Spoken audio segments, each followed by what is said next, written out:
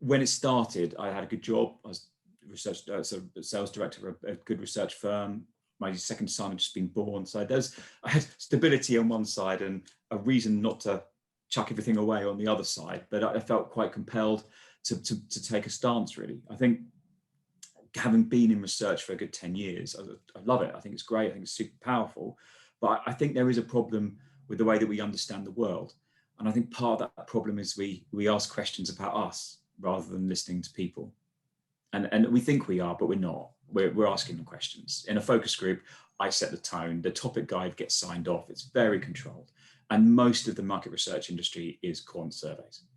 So that's asking questions, and it's asking your questions. And these things are great and they have real value. And look, we all love those things, but it's not the only way to understand the world.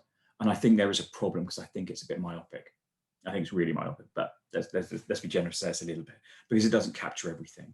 And it's come from a world where that was all we had, but we're not in that position anymore. So I think when I saw 10 years ago was this idea that actually the data in social media, the posts, the videos, the content, the comments, the likes, the shares are so powerful because it's just people talking to each other.